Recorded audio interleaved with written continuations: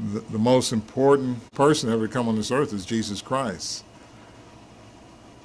And many people have many wonderings about what skin color he was. If you look at many of the pictures, like at the Watchtower and other religions, they say he was white. Many black people, they want to say, well, he was black. But the Bible gives us some indication of some things. One thing we know, he didn't have long hair. John the Baptist, he had long hair because he was a Nazarite. But Jesus was not. Samson was a Nazarite. He had long hair. Jesus was not. So Jesus did not have long hair. So when you see the depictions of long hair, that is inaccurate. But Jesus was given a prepared body, a body given to him that would be in harmony with him being born in the lineage of King David.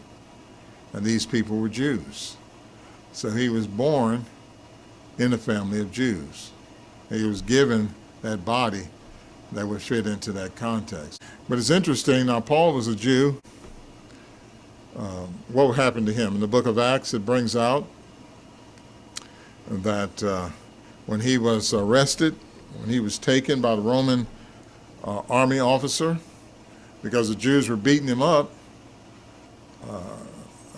they got him and they were beating him up because they recognized him from all the preaching he was doing, and they were saying he was preaching apostasy and everything. So they grabbed him out the temple, closed the doors and shut the doors behind him, took him outside the temple, started beating him up, and the army officer came and rescued him. And so in the army officer taking him to the barracks to get him away from the Jews, because they were really trying to get at him, Paul was saying, could he say something? And then the army officer said, well, you speak Greek? Aren't you the Egyptian that led all these people and such? And Paul said, no, actually I'm a Jew of Tarsus in Cilicia. And so when the army officer looked at him, a Roman, he said, well, aren't you an Egyptian? So he mistaken him. He didn't see his ID, his driver's license, so to speak. He just looked at him and he said, Paul, aren't you an Egyptian? And here Paul was a Jew. So Jesus was a Jew.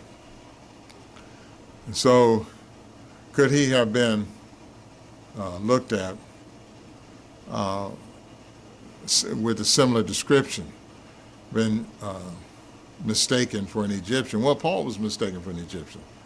So it's quite likely Jesus' skin definitely was not white, but more getting into the tan area.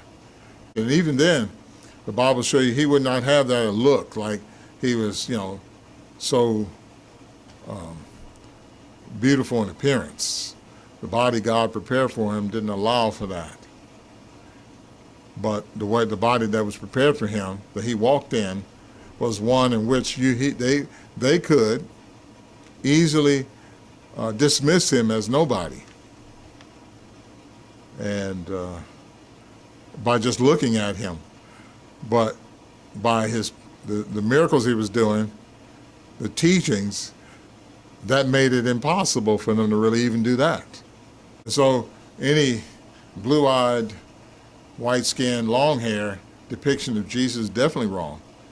Because if he could be mistaken for an Egyptian like Paul was as a Jew, he definitely was not white.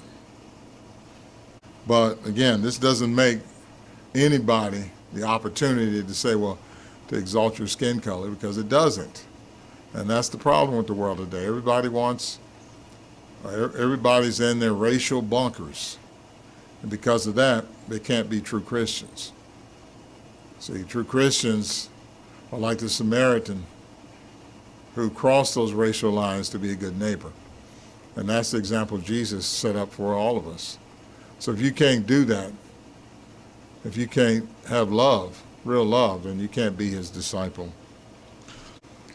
And so when you go by looks, because Jesus never went by appearance. When he judged, he didn't go by appearance. But when you go by looks, you're setting yourself up for deception. And you're being arrogant, just like Pharaoh. And God used Pharaoh's arrogance against him, and that caused him to go down in the Red Sea. And all those who display racial arrogance, he's going to use he's going to do the same thing to them. Use their arrogance against them to their detriment.